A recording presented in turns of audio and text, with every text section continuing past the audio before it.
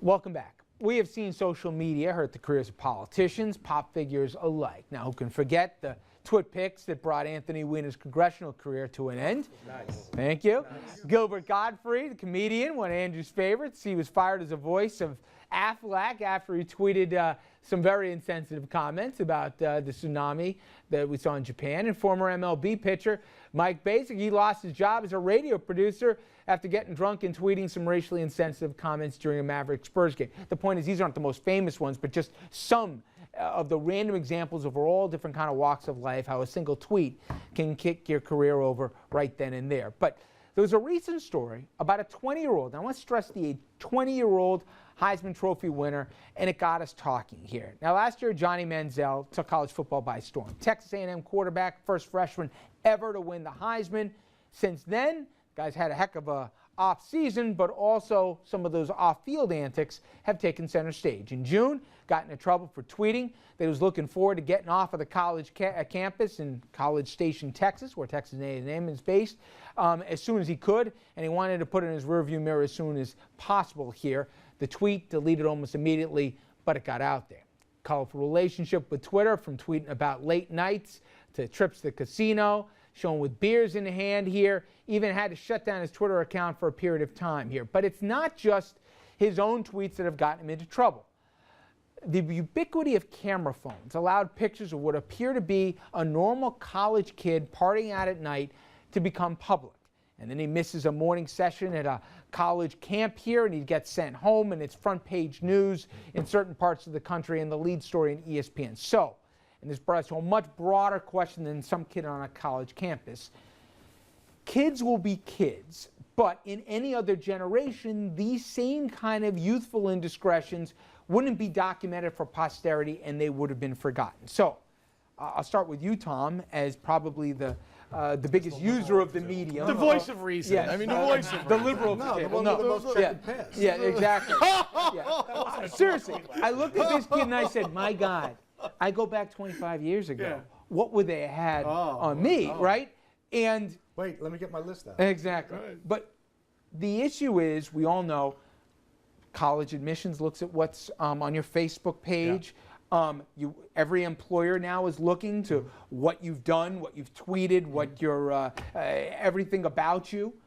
So calling youthful indiscretions, I think, is a little naive and more than a few fronts. But should we cut kids more slack than we do? Well, we should cut Manziel a lot of slack. I mean, he's a Heisman Trophy winner. He has produced on the field, and that's what he does a scholarship for. He's 20. This is what 20-year-old kids do in college.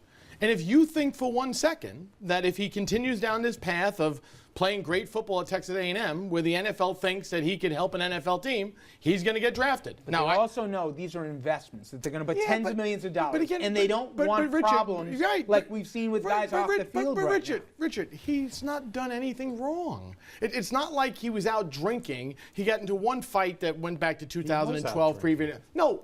But he didn't go out drinking and smash a bottle over somebody's head, pull out a gun, and start shooting up a bar. He was out drinking. That's what 20-year-old kids do. But Johnny Manziel's going to be fine because he's a quarterback and he's going to wind up in the NFL. If it was, Johnny Manziel, the economics major, and he tries to get a job, that may be held against him at a different standard. Of course, but we're talking I about disagree. Manziel. I think there is a downside to him, and I think it could help hurt his professional prospects. I don't at all, unless it escalates to a point. And the good news is now that now without anything serious happening, they're all going to pay attention to it.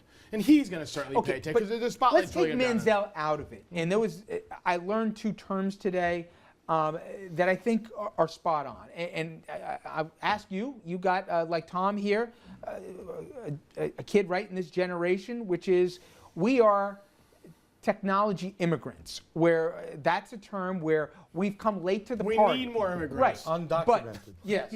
But kids who grew up in the millennials, they're technology natives. And what they find to be acceptable with oversharing here about everything. They have different privacy standards. Right. But yet we still judge them, and the real world does. Do you think it's just a matter of time between every element of your life can be out there and no one will care, or they'll always care because we're a consumption industry and we're a consumption world and wants to know everything about everybody? On a generational basis. has it ever occurred to anybody that the issue isn't Johnny Manziel and his tweets? It's the response of the media and the grown-ups to the tweets that really ought to be examined. I mean, everybody should relax. I don't care if it's Paula Dean or the liberal-dominated media. Is that false? The liberal-dominated media.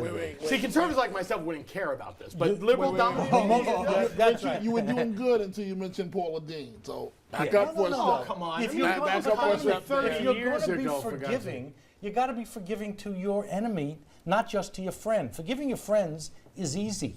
Forgiving your enemies is difficult. That's why I raised it. Everybody should relax.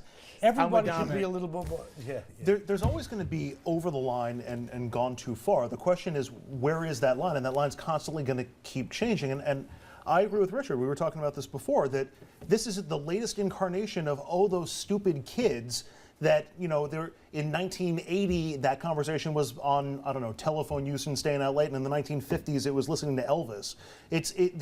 Kids are always going to be. Richard, remember those days very well. No, but it was pre-telephone. He is They old. would call, send a But there's a message down huge the street. difference. My smokestack. Mom, I'll be home in an hour. Send this note to my mother. I'll be Time home a out. little When late. the 5 of us got banged up as kids and we did something stupid the night before, we had to worry about if the old man was gonna, how much trouble we were in or whatever else. Right. We didn't have a permanent photo record and time out and a documentation of the stupid things we said that would carry on in perpetuity. The problem is that those records are self-created. Right. There's a different standard for what constitutes public and private behavior. It is going to change permanently on a generational basis. I don't like it. The new generation doesn't care. Everybody should relax, which I guess is the watchword for American politics and social conflict today. You notice, though, Just you don't relax. have any of those records for some players? You don't have any for Derek Jeter. I'm sure he's not a choir boy. You have none No, for but I'll give you a Peyton, perfect for example Eli that Manning maybe or only you Peyton and I Manning. remember this. Peyton Manning. Remember when he was at the University of Tennessee? Yeah. There was that incident Yeah. where allegedly he flashed some female in the Right. locker room Yeah. or something. Right.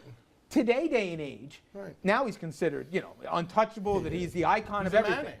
If Manziel did that, in all likelihood, there'd be a picture. Right. And it would follow him wherever, and it'd be the lead story in every sports publication, broadcast. ESPN will go 24/7. That's my point, though, is that hopefully Manziel at the right time now has learned that you can't do that.